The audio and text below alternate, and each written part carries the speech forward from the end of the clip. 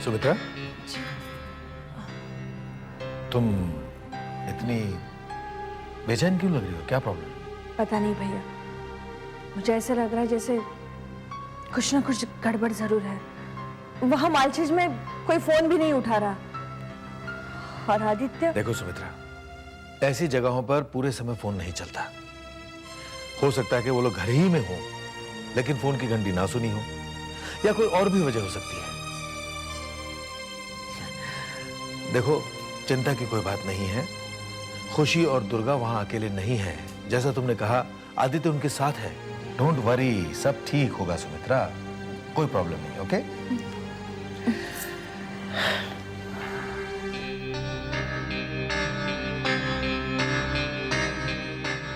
आदित्य भी उनके साथ है, तो फिर मैं क्यों डर रही हूँ? या फिर ये जो डर है वो आदित्य के लिए है? मुझे तो इनका चेहरा पहले ही दिख चुका था, जिस जगह पर इन्होंने मिस्टर और मिसेस परांजपे को दफनाया था।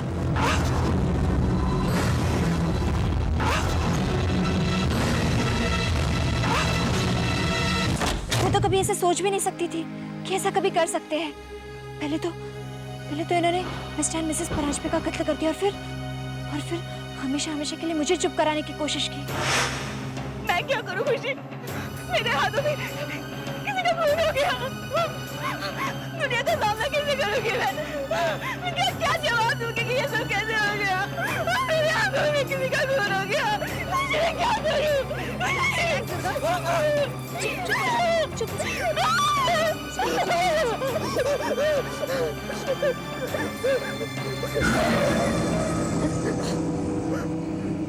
इंस्पेक्टर साहब, क्या इतना काफी नहीं है? घर के 3 आदमी गायब है, मैं उन्हें कांटेक्ट नहीं कर सकती, उनका कोई अता पता नहीं है, और आप मुझे कह रहे हैं कि मैं घबराऊं नहीं? मैडम, हमने उन्हें केवल इसलिए यहाँ रोक रखा है कि मिस्टर एंड मिसेस परांजपे के खून के संदर्भ में जो जानकारी उनसे मिल सकती है वो मिल जाए, बस। नहीं, उन पर कोई बंदिश नहीं है, कोई रोक नहीं है। वो कहीं भी जा सकते हैं, आ सकते हैं। और फिर आप ही ने तो बताया कि आपके पति भी यहाँ आए हुए हैं। हो सकता है वो लोग बाजार चले गए हों, कहीं घूमने चले गए हों। ये तो जाहिर सी बात है। रात के इस समय? अरे मैडम, अभी तो रात शुरू हुई है, रात के सिर्फ 9 बजे हैं, सारी दुकानें खुली हुई हैं। मेरा विश्वास है कि वो लोग जल्दी आ जाएंगे, आप चिंता मत कीजिए। ठीक है इंस्पेक्टर साहब, अगर आप कह रहे तो। बड़े लोगों की बड़ी बातें। ये बड़े लोग छोटी छोटी सी बातों में उलझकर अपनी रातों की नींद गंवा देते हैं। उन्हें कैसे बताऊं कि यह खतरे जैसी कोई बात नहीं है, सब कुछ इतना सुरक्षित है। और बाहर फिर राम नरेश भी तो है, वॉचमैन। अरे सुनो, वो वॉचमैन खाना खाकर वापस आने वाला था, आया नहीं आया? वो मिला कि नहीं? सर, वॉचमैन तो मिला, पर जिंदा नहीं, मुर्दा। मुर्दा? तो गाड़ी के पीछे थे। तो आगे कैसे? दुर्गा, हम पूरी रात यहाँ रुक नहीं सकते। ये जगह खतरे से खाली नहीं है, कोई हमें देख भी सकता है। दुर्गा, मैंने कुछ नहीं किया। नहीं, तुमने कुछ नहीं किया दुर्गा। मेरी बात सुनो, तुमने जो कुछ भी किया सिर्फ मेरी जान बचाने के लिए किया है। अगर आज मैं जिंदा हूँ तो सिर्फ तुम्हारी वजह से। मैंने कभी सोचा भी नहीं था कि मुझे कभी किसी की जरूरत पड़ सकती है, लेकिन आज तुमने मेरी मदद की है, और अब मेरी बारी है तुम्हारी मदद करने के लिए। तुम चिंता मत करो दुर्गा, जो कुछ भी हुआ ना, मैं तुम्हारे साथ हूँ। सुन रही हो ना दुर्गा, मैं तुम्हारे साथ हूँ। पर खुशी, मेरा गुनाह कोई बांट तो नहीं सकता है ना? और सच यही है कि मैं मारा है। अब मेरे सामने बस एक ही रास्ता है कि मैं अपने आप को कानून के हवाले कर दूं। हाँ, खुशी, मुझे पुलिस के पास ले चलो, मुझे पुलिस के पास ले चलो। मुझे मेरी गलती की सजा मिलनी ही चाहिए। मैंने गुनाह किया है। हाँ, मेरे हाथ किसी का कसूर है। मेरे किसी का कसूर है। मैं सीधे पुलिस के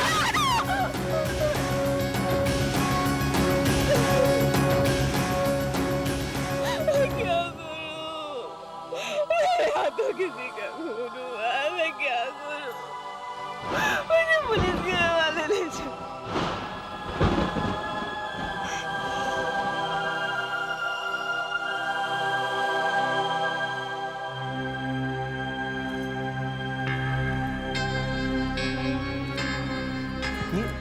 आर्यन भी सीधा हॉस्पिटल चला है और श्रद्धा को डॉक्टर सिन्हा के साथ घर भेज दिया। उससे बात भी नहीं हो पाई। एक बार उससे बात होती तो कम से कम ये तो पता चलता कि दुर्गा और खुशी कहां है, उन्हें कहां पर कांटेक्ट किया जाए। वैसे सुमित्रा, पुलिस की इस बात से मैं सहमत हूं कि हमें टेंशन नहीं लेनी चाहिए। सब कुछ ठीक ही होगा। भाई साहब, मैंने आपको बताया नहीं, शाम को दुर्गा का फोन आया था। उसके बाद से ऐसा लग रहा था कि वो बहुत परेशान थी। मुझे कुछ ठीक नहीं लग रहा। वो आदित्य के बारे में बहुत सारे सवाल पूछ रही थी। आदित्य के 2 महीने पहले मालदीव ट्रिप के बारे में पूछ रही थी। 2 महीने पहले? हाँ भैया, वो मैंने आपको बताया नहीं क्योंकि आदित्य ने आप लोगों को बताने से मना किया था। बड़ी मुश्किल से 2 दिन के लिए आए थे। आज भी वो बताकर गया है कि पुणे जा रहा हूं, जबकि वो पुणे नहीं, मालदीव गए हैं। पता नहीं उन्हें अचानक मालदीव क्यों जाना पड़ा। ऐसा कौन सा जरूरी काम आ गया था उन्हें कि सुमित्रा, तुमने मुझे ये सब पहले क्यों नहीं बताया? अब ये सब मुझे पता चला है तो चिंता तो मुझे भी होने लगी है। लेकिन सुमित्रा, तुम चिंता मत करो, वहां सब कुछ ठीक होगा। हमारा आदित्य भी बिल्कुल ठीक होगा।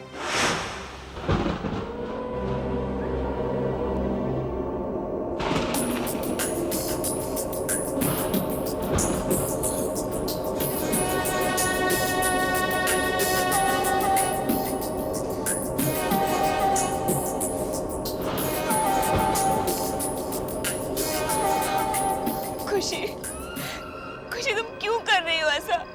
देखो प्लीज, मेरी बात मान लो। हम ऐसे नहीं बच सकते। प्लीज खुशी। दुर्गा, अब तुम मेरी बात सुनो। अभी अभी तुमने कहा ना कि तुम्हें समझ में नहीं आ रहा कि हमें क्या करना है। तो सुनो, मुझे मालूम है कि हमें क्या करना है। हमें इस लाश के बारे में किसी को पता चलने नहीं देना है जब तक हम पूरी तरह से कुछ सोचने समझने के काबिल नहीं हो जाते। I don't care, मैं नहीं कर सकती ऐसा। ये गलत है। और जो कुछ इन्होंने किया, क्या वो गलत नहीं था?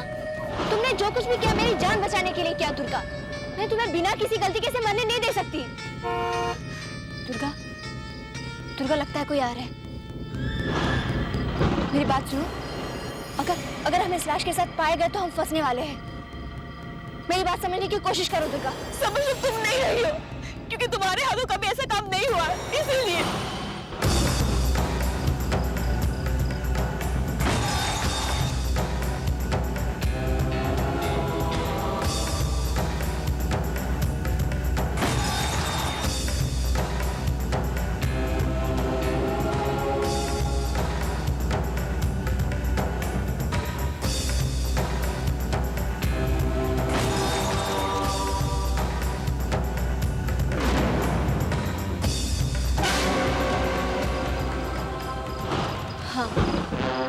तुम ठीक कह रही हो दुर्गा, मेरे हाथों कभी ऐसा काम नहीं हुआ। लेकिन अब तुम मेरी बात सुनो। ये मुझे इसलिए मारने की कोशिश कर रहे थे क्योंकि मैंने इनका चेहरा देख लिया था अपनी शक्तियों से।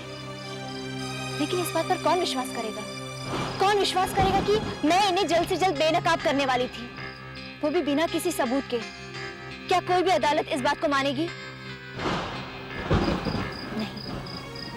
और एक बात दुर्गा, सबको मालूम है कि तुमने और आर्यन ने इस मालशेज प्रोजेक्ट में सारा पैसा लगा दिया है। अगर उन्होंने तुम पर यह इल्जाम लगा दिया कि तुमने पैसों की लालच में जानबूझकर इनका कत्ल किया है, तो क्या करोगी तुम? हाँ?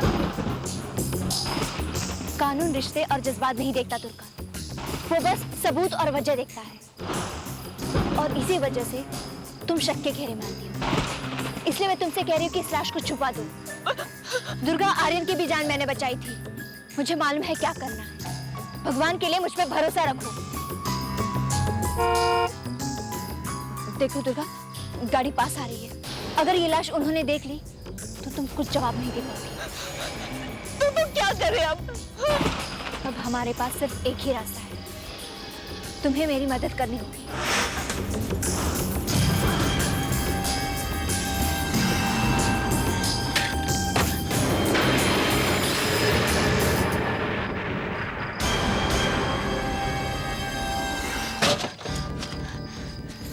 आप दोनों इस वक्त क्या कर रहे हैं यहाँ?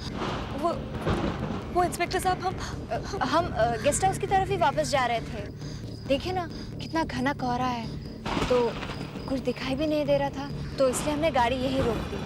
हमने सोचा जब मौसम साफ हो जाएगा तब हम यहाँ से निकल जाएंगे। आदित्य जी कहाँ हैं?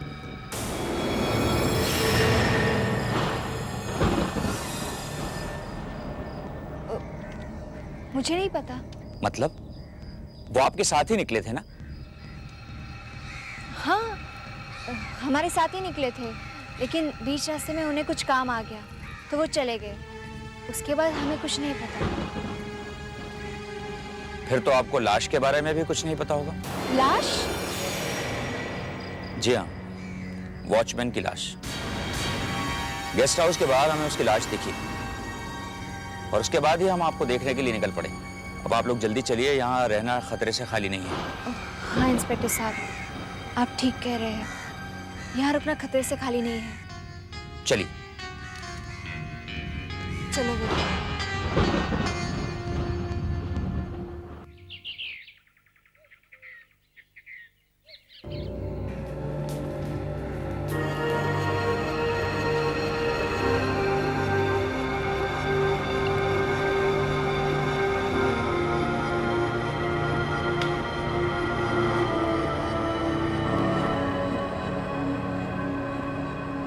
देखते देखते सुबह हो गई। खुशी, तुम्हें ये सोचने के लिए थोड़ा समय चाहिए था ना कि हम पुलिस के चंगुल में कैसे ना फंसे। पर यहाँ देखो, हम चारों तरफ से पुलिस से घिरे हुए हैं। चिंता मत करो दुर्गा, अभी भी पुलिस को इस लाश के बारे में जरा सी भी भनक नहीं है। इसका मतलब ये है कि तुम पर शक करने का तो सवाल ही नहीं उठता। घबराओ मत, मुझ पर विश्वास करो। हम यहाँ से निकलने का कोई ना कोई रास्ता ढूंढ ही लेंगे और मैं तुम्हें इन पुलिस वालों के हाथ लगने नहीं दूंगी।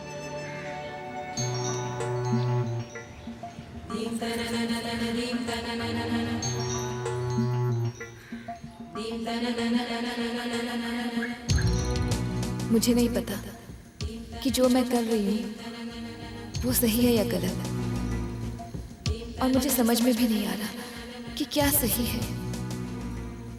आर्य ने मुझे ऐसे समय खुशी पर विश्वास करने के लिए कहा था, तो मैं सब कुछ तुम्हारे हाथ में छोड़ रही हूँ खुशी। मुझे इतना तो पता है कि तुम ही मुझे सही रास्ते पर ले जाओगी। चलिए, आपको साहब ने बुलाया।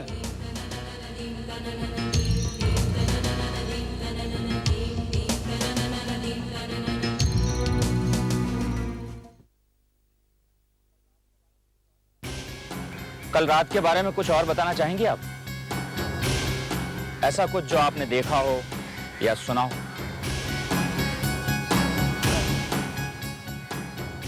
कल रात के बारे में हमें आपको जो कुछ भी बताना था हम आपको पहले ही बता चुके हैं। हमने आपको बताया था ना, हम ज्यादातर देर घर पर ही थे और फिर उसके बाद मार्केट चले गए। इसलिए हमें कुछ भी नहीं पता। हाँ, मार्केट जाने से पहले हमने एक दो बार वॉचमैन को आवाज़ें दी थी, पर उसने कोई आवाज़ नहीं दी तो हमें लगा कि वो खाना खाने के लिए बाहर चला गया होगा। उसके बाद आदित्य अंकल मिल गए हमें। अगर आदित्य जी उसी समय वहां पहुंच गए थे तो शायद उन्होंने कुछ देखा होगा। हमें कैसे पता? उन्होंने तो इस बारे में हमसे कुछ भी नहीं कहा। ये तो आपको उनसे ही पूछना होगा ना। पूछना तो हम भी उनसे चाहते हैं, मगर वो मिल नहीं रहे हैं।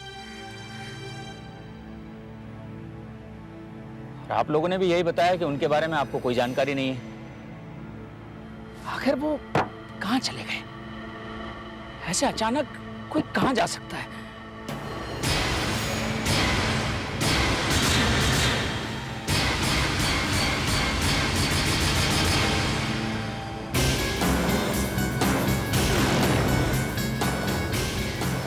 इंस्पेक्टर, हमें भी आदित्य अंकल की बहुत चिंता हो रही है। जब तक आदित्य जी नहीं मिल जाते तब। हेलो,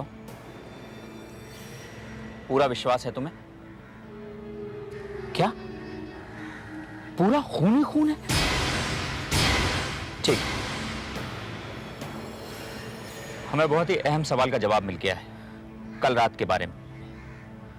और ये वही जगह है जहां आप लोग ठहरे हुए थे। इस बात से एक बात और साफ हो जाएगी कि आदित्य जी हमें क्यों नहीं मिल रहे हैं।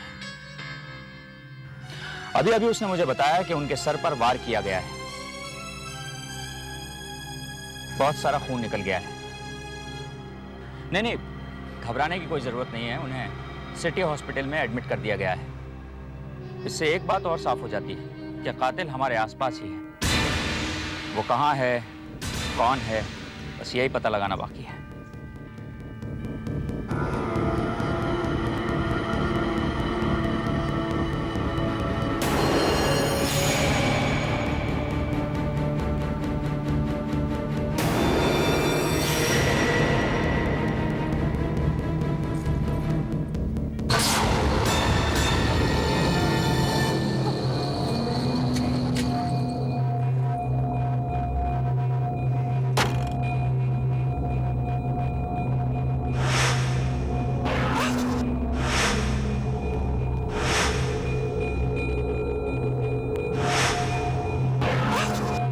कभी सोचा नहीं था कि मेरे हाथों प्रभात जी की हत्या हो जाएगी।